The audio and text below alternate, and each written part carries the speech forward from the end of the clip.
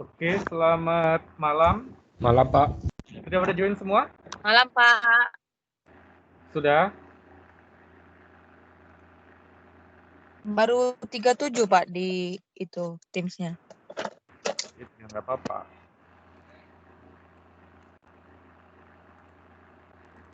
Oke ya, hari ini tidak ada tugas ya, aman. Oke, kita langsung saja. Oke, selamat malam.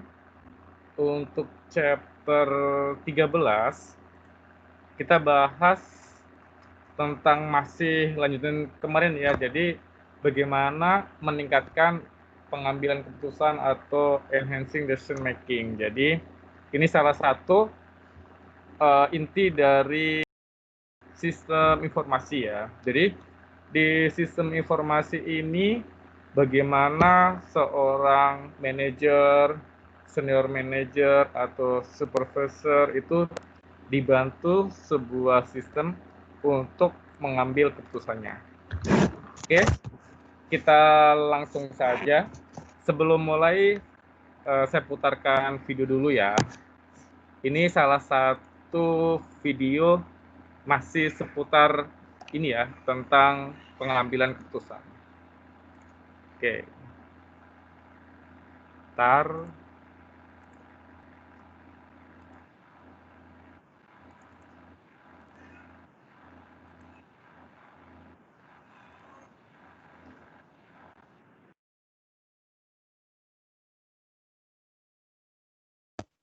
Pak, nggak ada suaranya, Pak. Nggak ada. Ntar ya. Iya.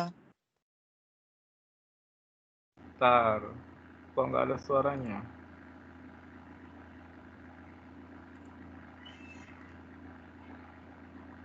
Oke, sebentar.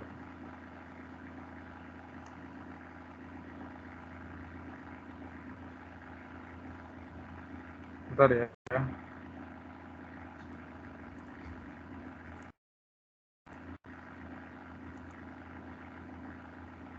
Oke.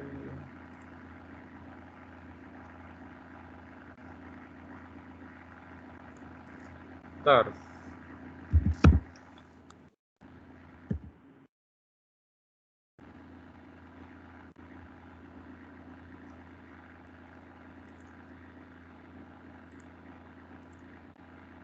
Bentar. Saya buka dulu.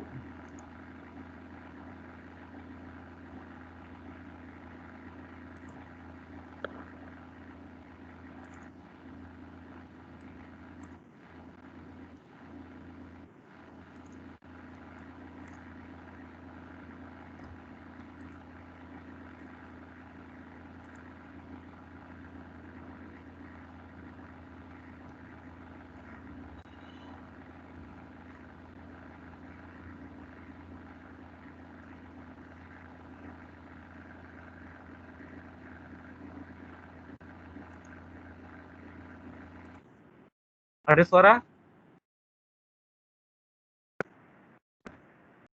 Belum ada, Pak. Belum ada. Iya. Bentar. Kok belum ada ya?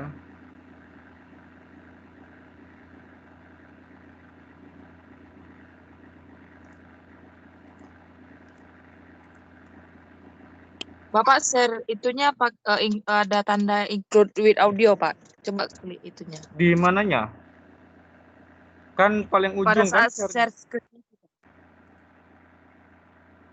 Tunggu. Saya share screen dulu. Oh iya. Oke, harus di checklist ya. Oke. Iya, Pak. Oke. Ntar. Berarti ini. Oke, dengar suaranya? Benar, Pak. We know that cognitive biases Dengar ya? affect nearly every decision we make, and in the world of business, people need to make important choices every day. Often, these choices must be made without delay and have broad, far-reaching consequences. How can we make sure that our choices remain rational and objective and free from our potentially harmful cognitive biases? As it turns out, there is a system, but it's a lot more like a process or a habit than a magic bullet. New research has shown that the world's best managers can overcome biases and reliably make effective decisions by following an approach called diligence-based strategy. Doing business in the 21st century isn't easy. No matter the industry, most organizations will eventually face a crisis. Maybe new competitors will appear out of nowhere, or an existing brand will try to carve out a slice of your customer base. Today's competitive conditions are forcing organizations to strategize and act quickly. Thus, it's easy to see why many companies scramble to create a revolutionary new strategy to cope with crisis, conducting market research, analyzing trends, and evolving the core business model. But this is the wrong approach. Following the traditional big strategy approach leaves room for more errors in judgment, particularly during crisis. Instead, organizations should rely on diligence-based strategy by turning their attention to a small number of ordinary business activities, like sourcing inputs, managing customer relationships, and developing the right people. Diligence is about focusing on the fundamentals. By optimizing their operations, organizations can promote the conditions that allow for better, more thoughtful, long-range strategies to emerge inductively. Developing diligence requires a different type of thinking. The best executives attend relentlessly to what they can control. They rely more heavily on measurement and empirical evidence and less on opinions or persuasion. Think of baseball executive Billy Beane, who set a famous precedent by using advanced statistical analysis, overthrowing the more traditional methods of evaluating baseball talent. The Moneyball phenomenon has motivated a new surge of interest in optimization. Many companies now find that big data can reliably inform their decision-making. As an executive, your primary task is to know the levers that drive business performance and to pull those levers.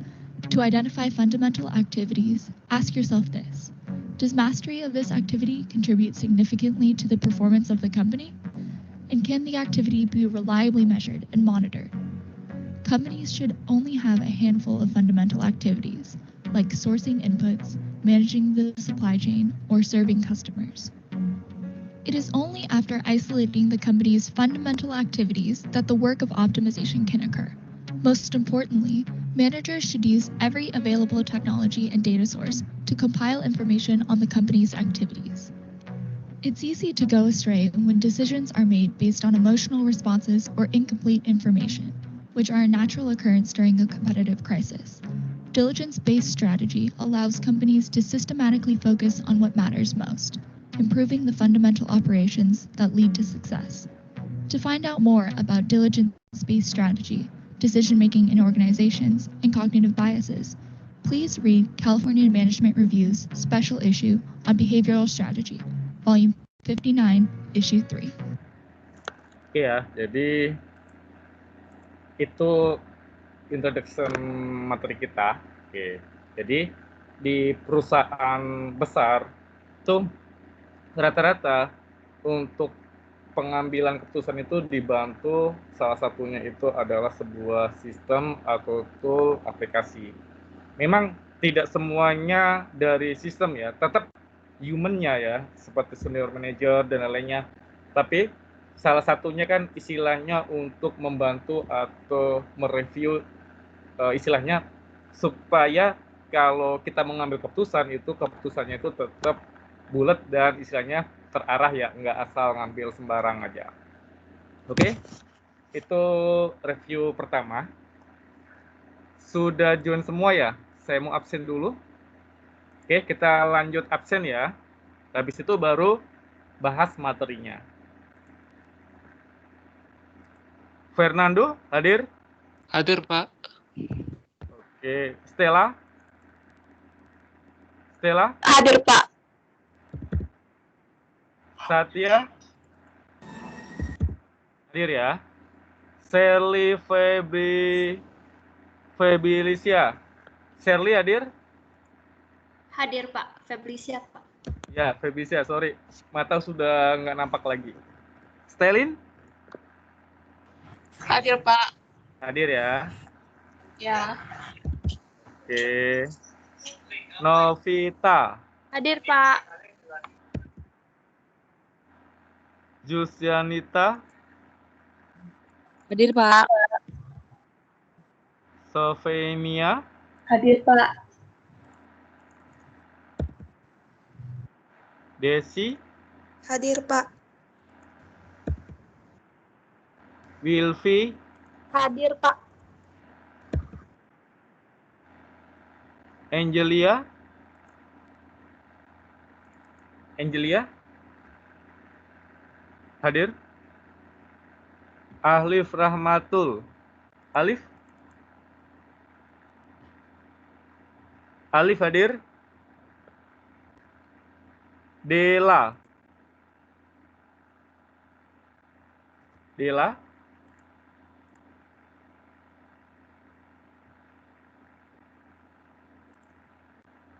Dela hadir.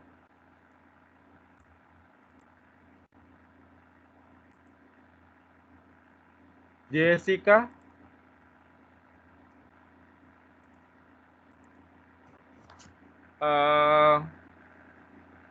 dengar suara saya kan? Dengar, Halo? Pak. Dengar, Pak. Ya, dengar ya. Berarti belum ada respon ya. Jessica hadir. Desmond, Hadir, Pak. Desmond hadir. ya. Kevin, Hadir, Pak. Hadir. oke. Lydia, Hadir, Pak. iya. Kelvin Hendralim, Hadir, Pak. Kelvin, Hadir, Pak. ya. Winson, Hadir, Pak. oke. Natalia, Hadir, Pak. Stefani, Hadir, Pak. Hendrickson, Hadir, Pak. Hendri Gunawan, Hadir, Pak. Febri, Hadir, Pak.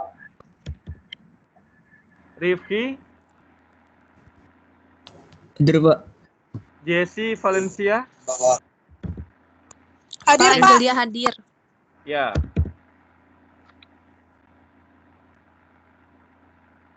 Sepia hadir ya. Hadir, Pak. Ya. Beni Septiawan, hadir Ben? Beni? Albert, Hadir, Pak. oke. Tommy? Hadir, Pak. Veranovilia, Hadir, Pak. Lydia Sasmita, Hadir, Pak. Ricky Henderson, Ricky, Hadir, Pak. Stanley, Hadir, Pak. Vinolia, Hadir, Pak. Lena, Hadir, Pak. Eklesia, Hadir. Joven, Joven, hadir Hadir, ya. Pak. Jeffrianto, Hadir, Pak.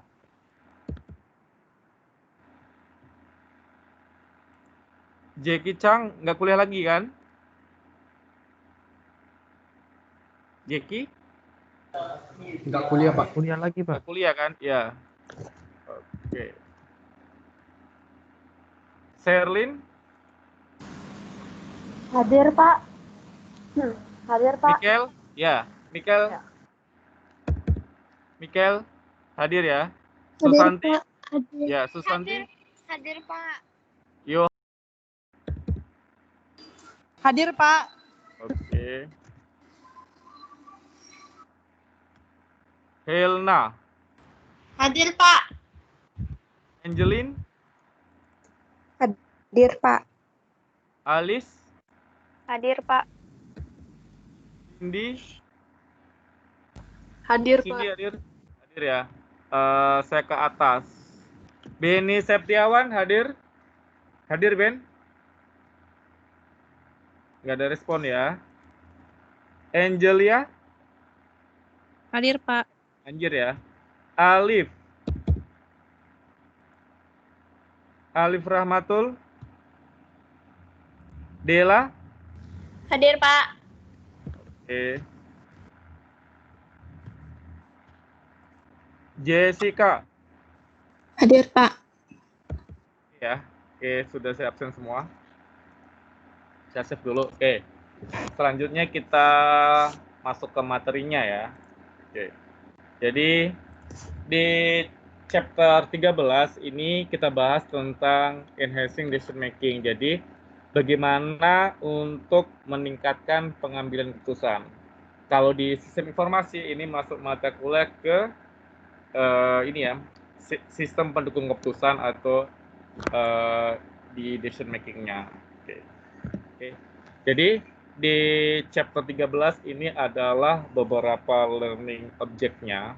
Oke, jadi apa aja tipe decision making-nya, terus bagaimana proses kerjanya untuk decision making, bagaimana untuk mengambil keputusan, terus information system ini adalah mensupport kegiatan seperti manajer ya. Salah satunya itu untuk bagaimana mengambil keputusan tentang kedepannya. Oke. Terus business intelligence salah satunya di sistem informasi manajemen dan bagaimana bisnis analisa di support making-nya. Terus contohnya kita analisa sebulan ini berapa pendapatannya, berapa problem reject-nya, dan semua itu kita bisa analisa di sebuah sistem. Oke. Dan semuanya ya ini beberapa learning objective. Kita bahas satu persatu. Oke. Jadi di chapter 13 bagaimana sebuah aplikasi atau sebuah sistem itu mengambil keputusan. Maksudnya di sini adalah untuk mengarahkan seperti manajer, senior manager, ataupun general manager untuk membantu pengambilan keputusan ke depannya. Salah satunya kenapa dibantu sistem ini adalah untuk mengurangi risiko ya. Jadi seorang senior manager itu tidak akan gambling untuk mengambil keputusan. Oke, pasti ada sebab akibatnya yang diambil. Salah satunya itu adalah kita buat sebuah desain support system atau sebuah sistem pengambil keputusan. Oke. Jadi di keputusan ini di sebuah sistem informasi manajemen itu dibagi ada 3. Istilahnya keputusan tidak terstruktur. Oke. Keputusan tidak terstruktur atau istilahnya langsung ambil apa sih yang akan dipakai. Oke. Biasanya keputusan ini pengambil keputusannya itu seperti general manager, senior manager, istilahnya untuk menentukan langkah ke depannya. Sedangkan untuk keputusan terstruktur itu seperti manajer operasional, ya. Oke. Terus supervisor itu kan bisa juga mengambil keputusan. Oke, jadi ini terstruktur ya. Jadi istilahnya keputusan ini bagaimana jalannya keputusan atau berulang atau rutinitas kegiatannya. Sedangkan untuk semi terstruktur, jadi ini hanya sebagian jawaban atau istilahnya nggak terlalu formal ataupun tidak formal. Jadi istilahnya untuk seperti manajer ya, ini untuk pengambilan keputusannya. Oke. Ini ada 3 tipe dalam pengambilan keputusannya. Oke, kita bagi untuk siapa aja sih yang mengambil keputusan. Oke, jadi seperti senior manager dalam sebuah perusahaan, itu biasanya pengambilan keputusannya itu tidak terstruktur. Ya, seperti apa sih pasar kita, target kita baru. Oke, bagaimana untuk melebarkan sayap, contohnya untuk kerjasama sama A. Terus kalau di tempat saya kerja itu bagaimana senior manager itu istilahnya memenangkan tender untuk membuka PT baru atau cabang baru dengan proyek yang berbeda dari yang sudah ada. Oke. Salah satunya kita membuat proyek yang baru ya vacuum cleaner. Salah satunya itu itu semua yang mengambil keputusan itu dari general manager ya ataupun senior manager itu.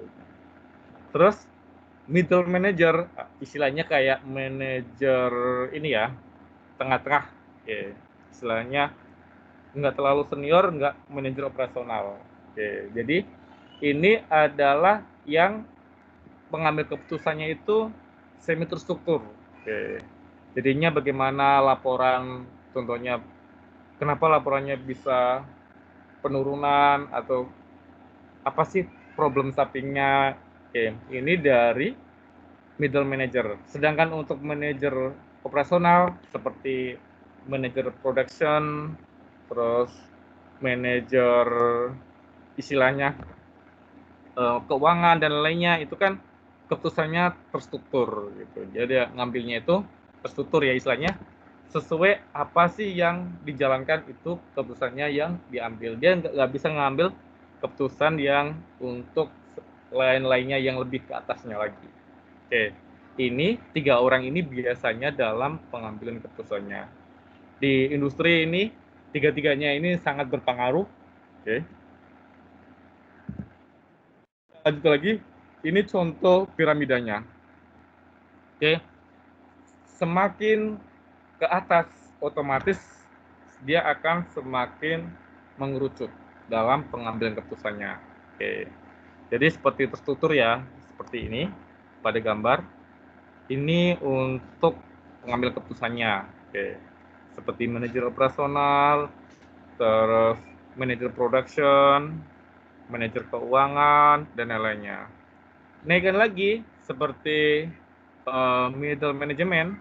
Oke, ini untuk semi terstruktur ya, seperti direktur ya, direktur produksi. Oke, terus direktur keuangan.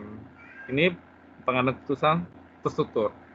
Sedangkan yang tidak terstruktur itu seperti senior manajemen ya, atau biasanya kalau di kami disebut dengan presiden direktur. Oke, dia paling atas atau biasa disebut juga seperti general manager. Oke, jadi ini contoh model piramid dalam pengambilan keputusan. Oke. Oke, ini keputusan-keputusan ini kan ada diambil. Jadi di sistem itu ada 4 yang mempengaruhi. Oke. Jadi pertama itu adalah intelijensi.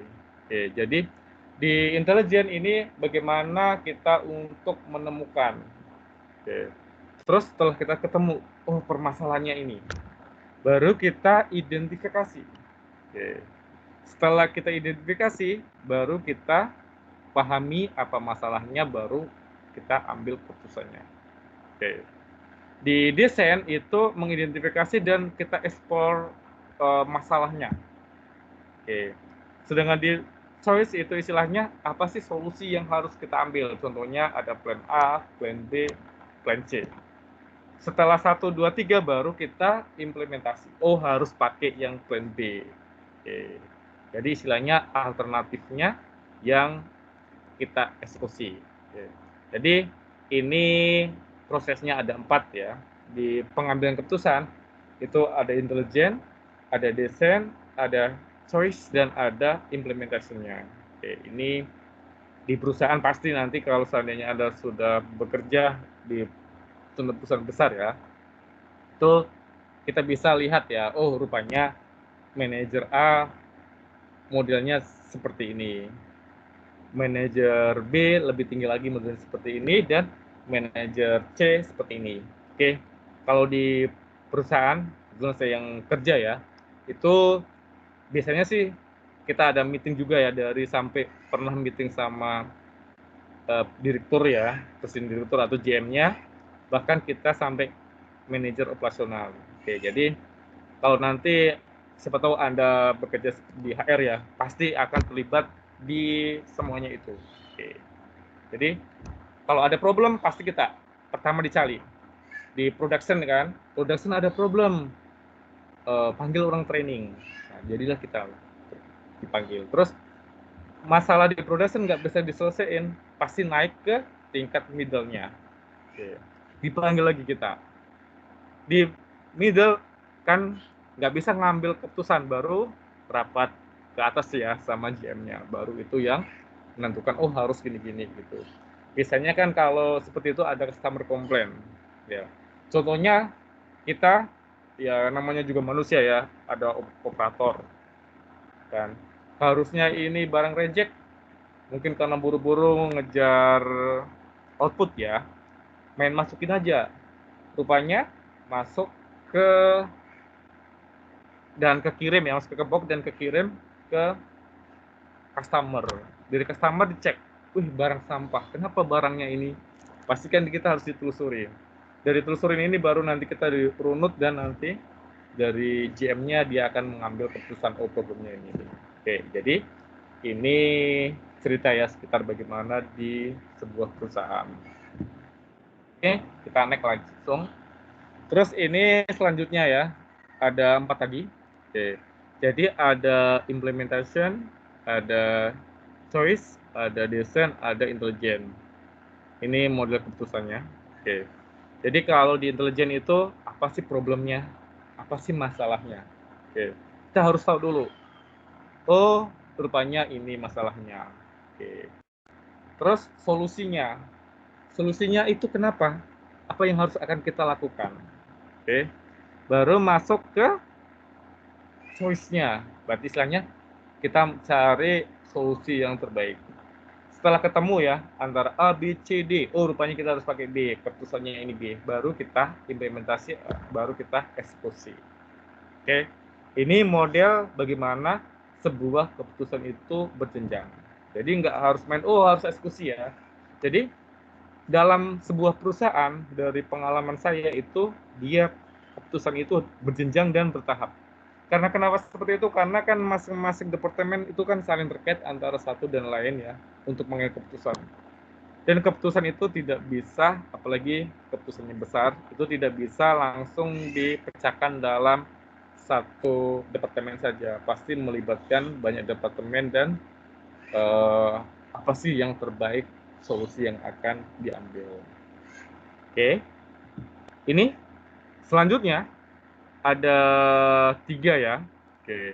Jadi di sini ini bagaimana sebuah sistem informasi dapat membantu dan istilahnya bisa membantu manajer dalam perannya untuk pengambil keputusannya.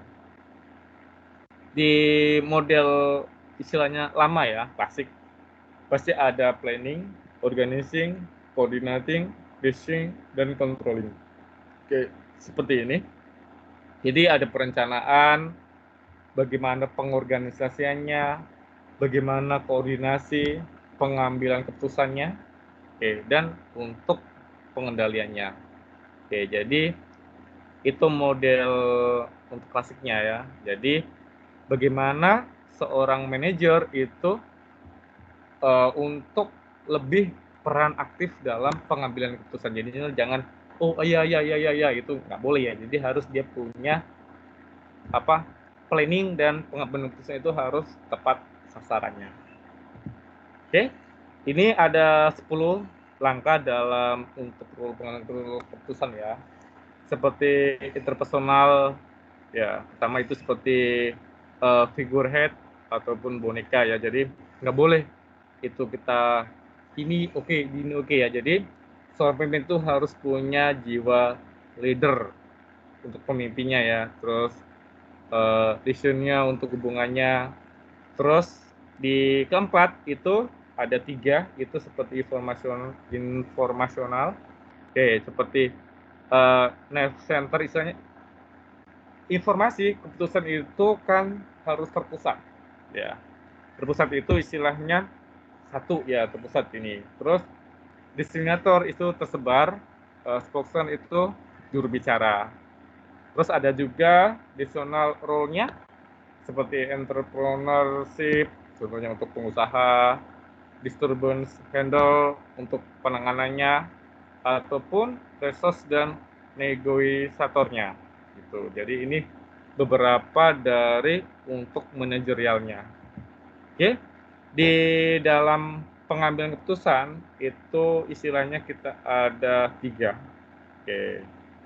Pertama itu ada informasi quality. Jadi istilahnya kualitas informasi yang diberikan itu harus informasi yang akurat, harus tepat, harus benar ya. Oke.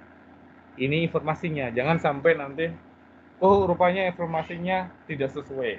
Itu kan sangat bahaya ya dalam pengambilan keputusannya.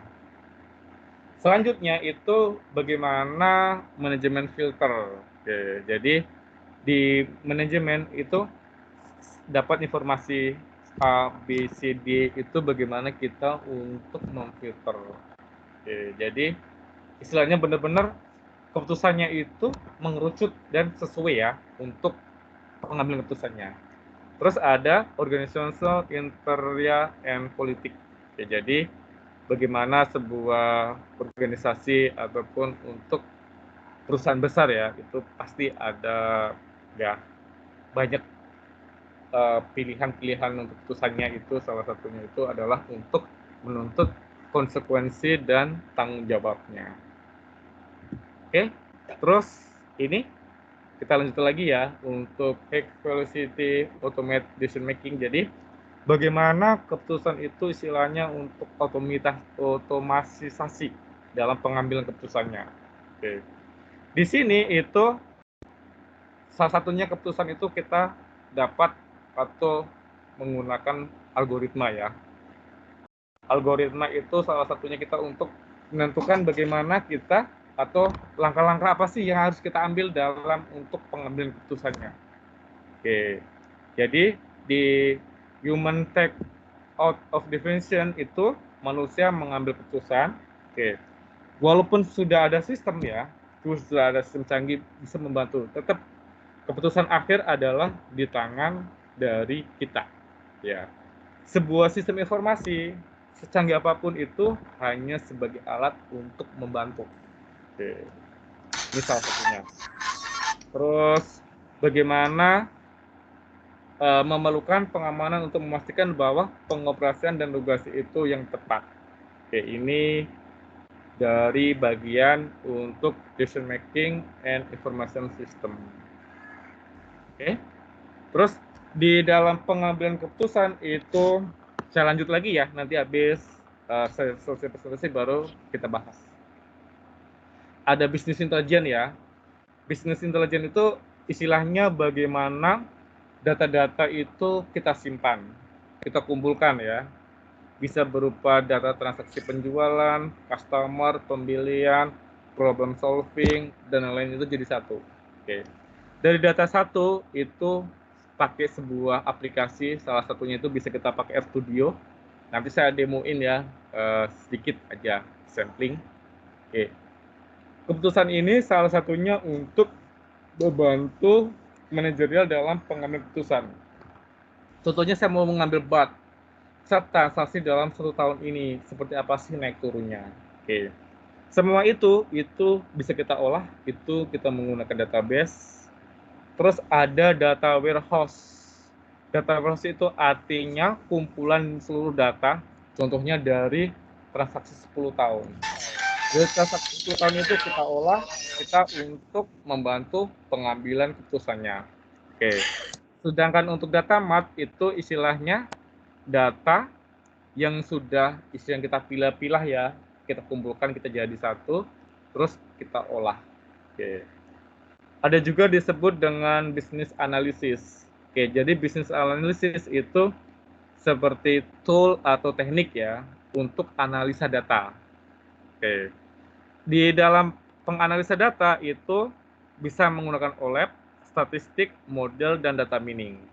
Oke. Nanti saya kasih contoh aja sekilas ya.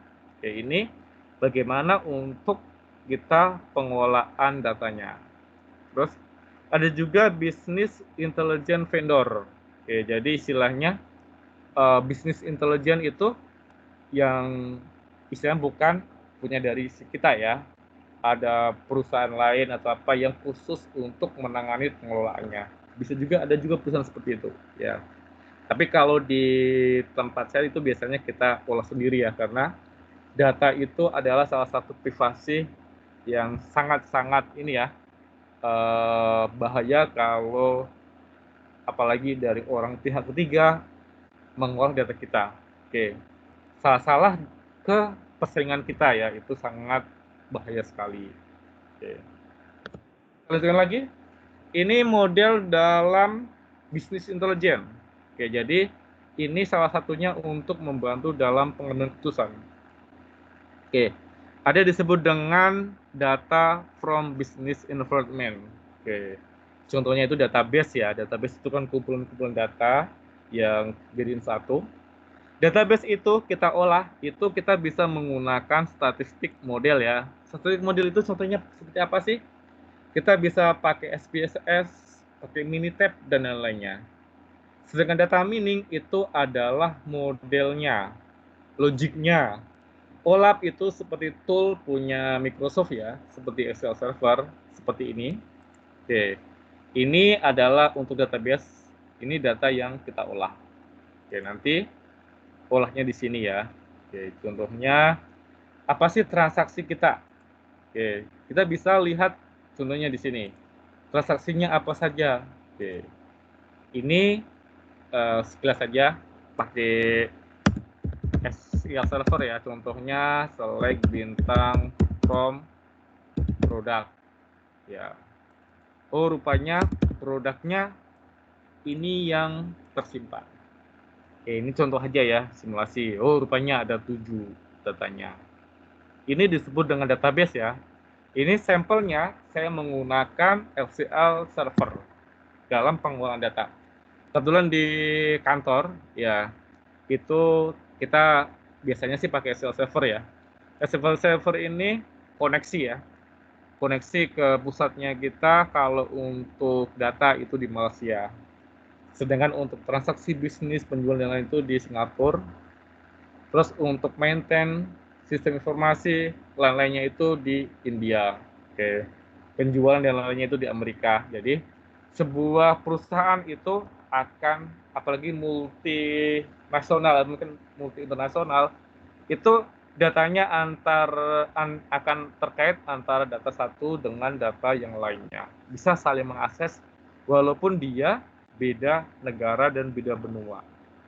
Oke, ini contohnya salah satu tool yang bisa untuk pengolahan pakai OLAP ataupun pakai SQL Server. Ini contohnya. Oke, kita lanjut lagi. Terus ada MIS ya, Management Information System. Itu istilahnya untuk metodenya, pengolahannya. Ada juga DSS, Decision Support System. Istilahnya sistem pendukung keputusan, dan ada Executive Information System. Jadi istilahnya level-level dari GM Manager yang boleh akses dan untuk pengambilan keputusannya. Semua itu di dalam sini ada disebut dengan bisnis strategi ya. Bisnis strategi, strategi bisnis itu bagaimana modelnya. Ada juga disebut dengan performa manajemen, ada balance, ada forecast. Oke, jadi nanti terakhirnya itu muaranya ke user interface-nya. User interface-nya seperti apa? Bisa salah satunya seperti ini.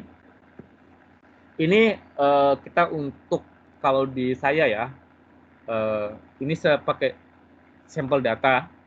Bagaimana sebuah data ini kita bisa lihat cek naik turunnya. Oh, rupanya ini saya sampel, kebetulan saya nggak bisa nunjukin yang real data, saya pakai dummy saja. Contohnya saya punya data ABC. Oke, data ABCJ-nya ini bagaimana transaksinya? Terus model naik turunnya itu bagaimana? Oh, rupanya dari rank sekian, contohnya 2,5 sampai transaksinya 5. Ini untuk yang merah. Oke. Jadi ini salah satu tool atau supporting dalam pengambilan keputusan. Seorang general manager tidak akan melihat bagaimana prosesnya ya, tapi dia akan melihat contohnya hasil reportnya saja. Dari report ini baru dia bisa membantu dalam pengambilan keputusannya. Istilahnya untuk menentukan reportnya. Oke, ini kalau di kami biasanya pakai RStudio ya untuk tool pengolahan dalam pengambilan keputusan. Kita lanjut lagi. Oke. Terus ada 6 elemen dalam bisnis intelijen ya, dalam pengambilan keputusannya. Pertama itu ada data from business environment. Oke. Pasti nomor 1 itu data ya. Data tanpa data, sebuah perusahaan itu pasti akan oleng. Oke. Karena harta terbesar dari sebuah perusahaan itu adalah data.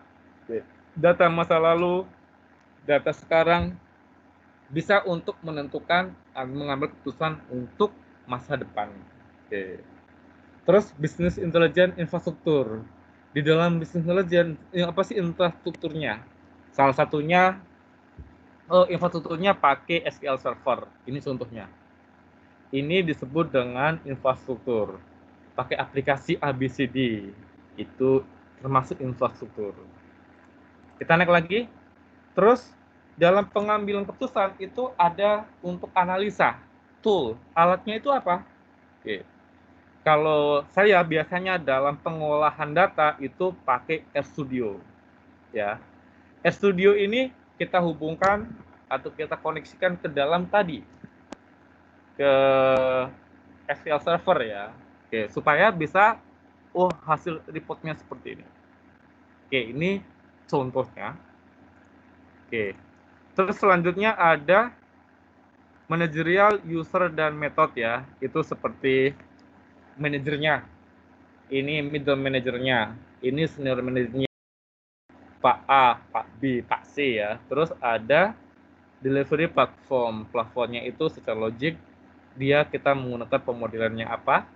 Seperti MES, Management Information System, atau Decision Support System, DSS, atau SSS ya, Executive Support System. Jadi terakhir itu ada user interface. User interface itu istilahnya untuk tampilannya, untuk memudahkan dalam pengambilan keputusan. Oke. Jadi antara satu dengan yang lain itu akan saling terkait. Oke, ini contohnya. Kita lanjut lagi ya. Terus di dalam bisnis intelijen dan analisa itu pasti tujuannya kan ada goal-nya ya. Oke. Jadi di goal itu keputusannya itu harus akurat. Oke. Harus real time untuk informasinya dalam pengambilan keputusannya. Oke. Di bisnis intelijen apa sih yang untuk membantunya? Itu ada pertama itu ada production report ya. Pasti. Oke. Produksinya apa saja, terus kebutuhan-kebutuhannya apa saja nanti dalam bentuk report. Ada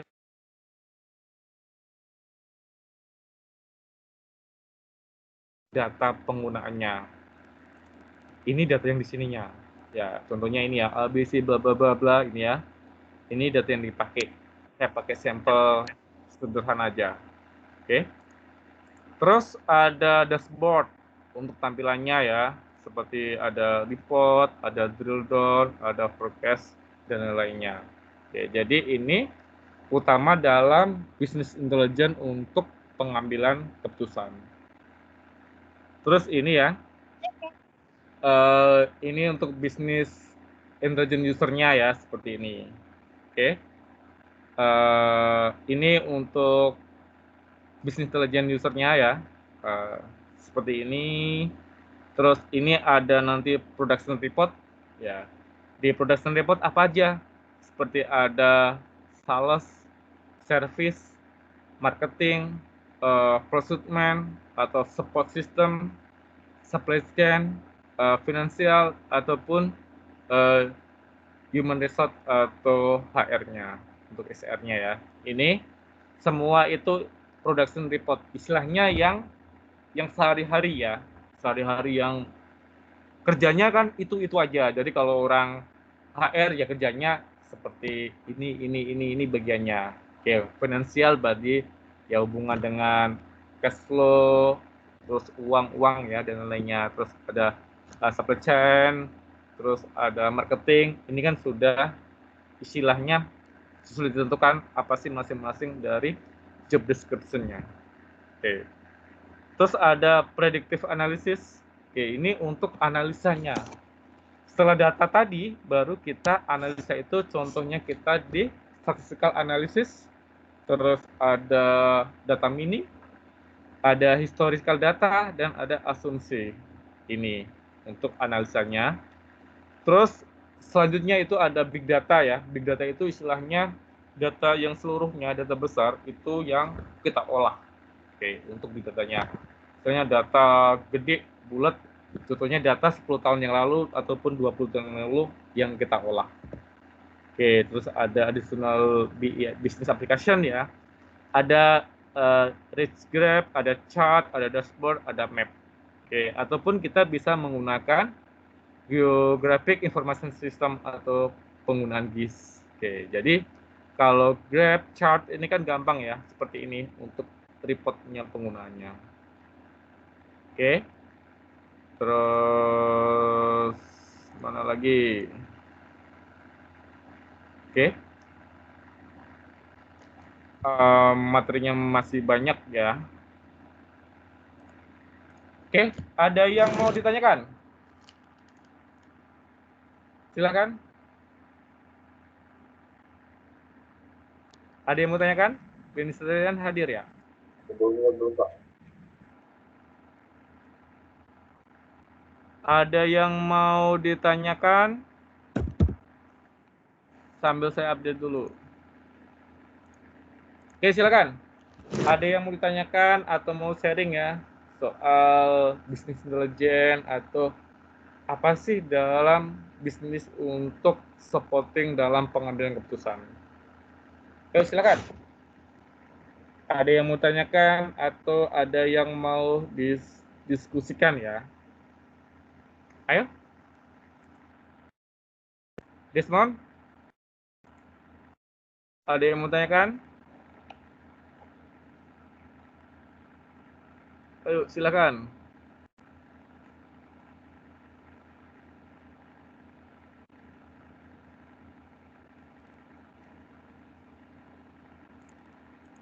Ayo, silakan.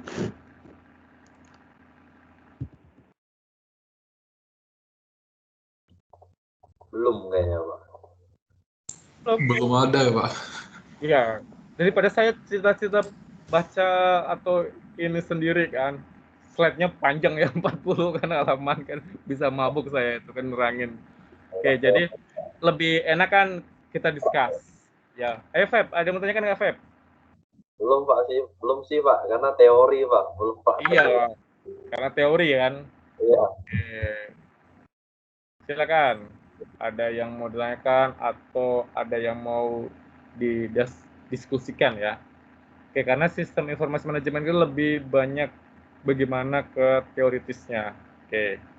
Terus kalau di sistem informasi manajemen ya, itu kan ada tool.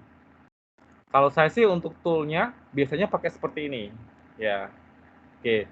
Ini adalah salah satu tool ya kita untuk analisa data. Oke. Kalau pimpinan di perusahaan kan dia nggak mau kan lihat reportnya detail panjang lebar. Biasanya itu dalam bentuk chart ataupun bagan ya. Oh, reportnya modelnya seperti ini. Analisanya seperti ini. Oke. Yang untuk tool analisis itu seperti ya Infineon ya, itu Flextronics itu biasanya pakai RStudio untuk analisa tool datanya. Istilahnya untuk pengolahan data dalam pengambilan keputusan. Oke, kalau ini sih lebih pakai tool ya ini. Ini lebih banyak teoritisnya sih. Oke. Ada lagi yang mau ditanyakan? Silakan.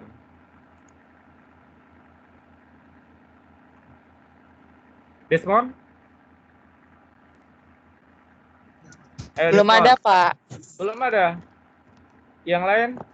Cindy atau Lena atau yang lainnya silakan. Belum Ya. ada, Pak. Belum ada. Belum ada, Pak. Ya. Karena ini lebih banyak ke teoritis ya.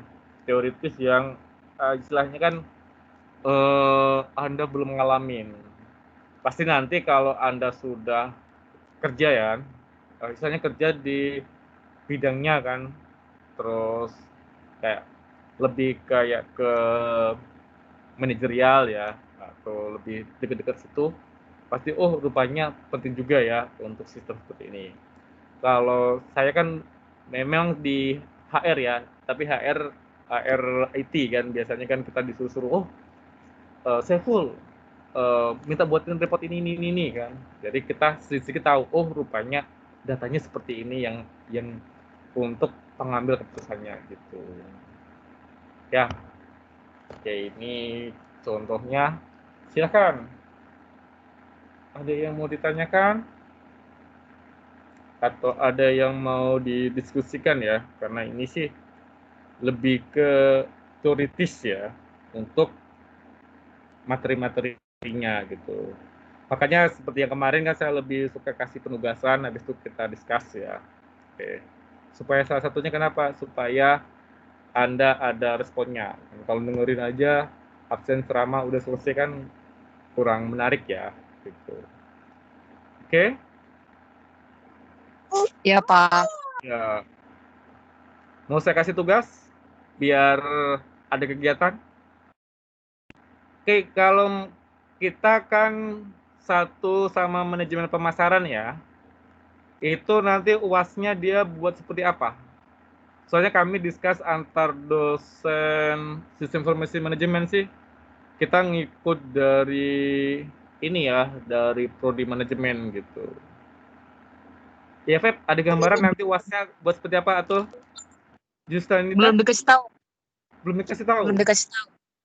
Iya, saya juga kemarin discuss kan, meeting kecil-kecilan kan antar dosen sistem informasi manajemen. Katanya sih kita ngikut aja nanti dari manajemen gitu kan, istilahnya untuk pengembangannya gitu. Oke? Kira-kira apa, Pak? Belum ya, Kalau Pak? saya sih pengen sih yang gampang-gampang aja ya, biar dapat A semua gitu kan. Bener nggak, Feb? Iya, benar Ya. Pak, benar Pak. Ya. Karena kan rata-rata Anda kan kuliah sambil kerja ya, pasti sudah ya sedikit banyaknya kan sudah paham gitu. Oh rupanya kan sistem informasi manajemen kan lebih ke teoritis ya, teoritis tentang gambar sistem, alur, model seperti kemarin kan. Bagaimana kita membuat flowchart kan sudah bisa kan, membuat diagram dan lain-lainnya gitu. Oke. Oke, biar ada kegiatan, saya ketikin tugasnya ya sebentar untuk tugas minggu depan.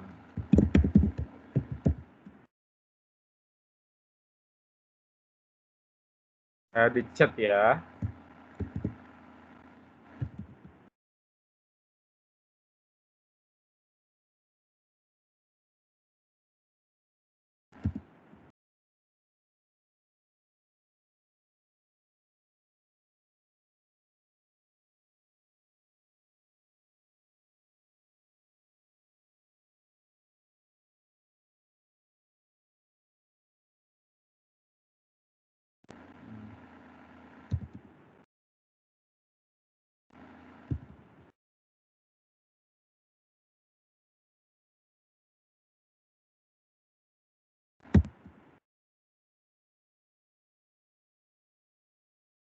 Ya, saya ketikkan tugasnya.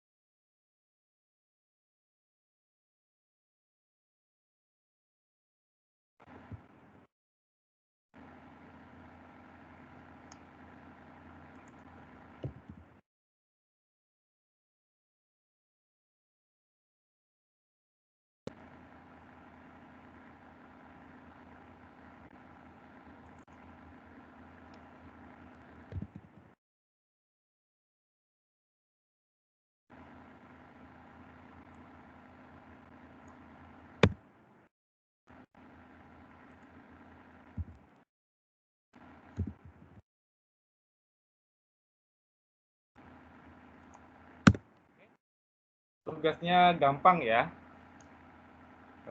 Saya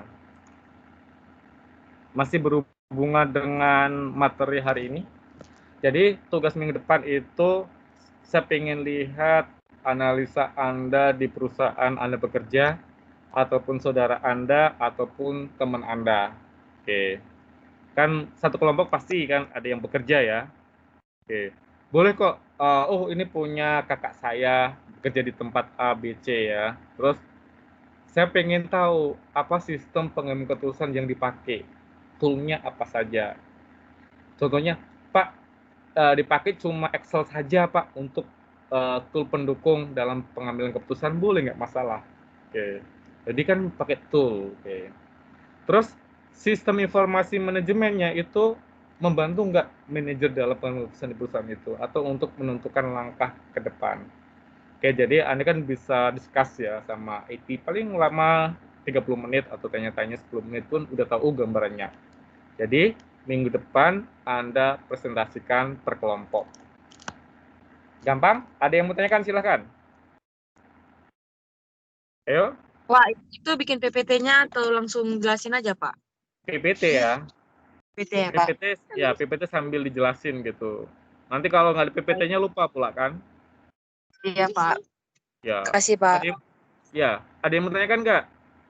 Gampang sekali ya tugasnya. Kan rata-rata kan Anda sudah bekerja ya. Kalau nggak bekerja pasti satu kelompok ada salah satunya yang bekerja. Febri sudah bekerja kan, Feb? Saya kuliah, Pak. Kuliah Kuliahnya. Ada bekerja? Tidak, Pak. Enggak. Kalau Jusianita? Kerja, Pak, tapi cuma bantu-bantu produksi es krim aja, Pak. Ya.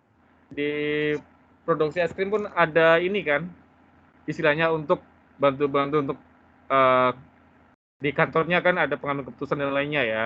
Oke. Terserah sih, saya nggak harus di perusahaan besar apa kan. Pak, toolnya pakai Excel saja Pak untuk rekap pengambil keputusannya. Untuk menentukan ini buat nggak masalah, it's okay, bagus semua ya.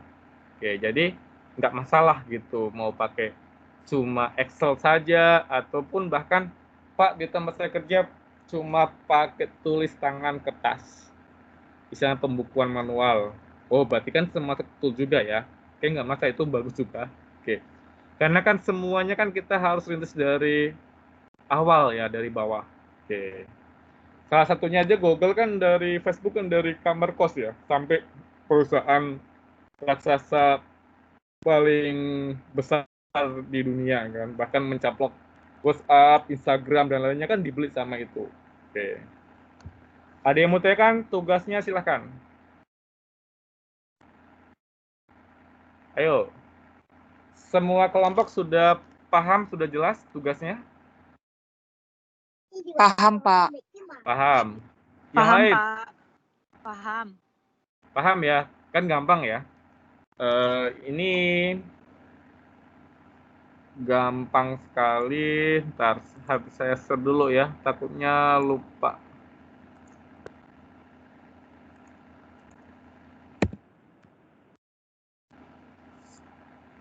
Oke, sebentar ya, saya share materi.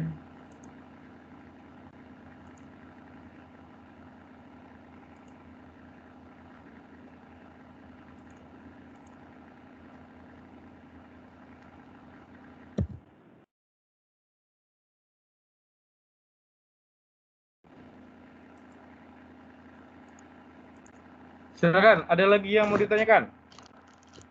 Materinya sudah saya sharing ya. Oke, ada lagi? Silakan. Nggak ada. Yang mau... Helena, ada yang mau tanyakan? Nggak ada, Pak. Oke, sudah paham semua ya? Oke ya, kalau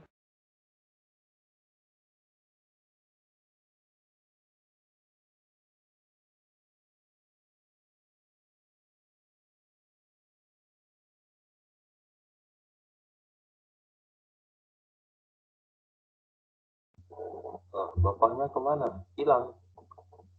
Pak. Bapaknya keluar loh. Nah, langsung keluar bapaknya. No back.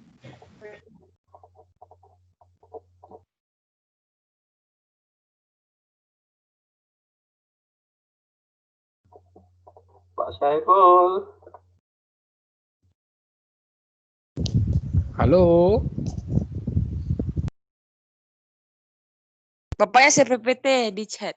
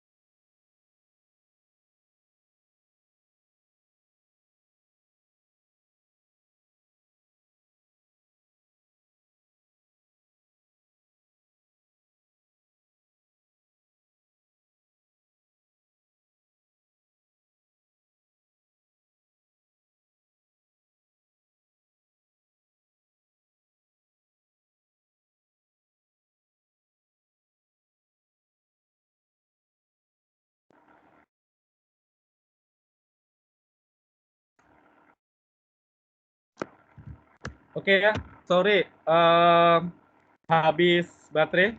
Oke, kalau tidak pertanyaan, sampai ketemu minggu depan ya. Sampai ketemu minggu depan dan selamat malam ya. Oke, Pak. Malam, Pak. Terima kasih, Iya, Pak. Pak. Malam, Pak. Thank you, Pak. Thank you. Eh, Terima kasih, Pak.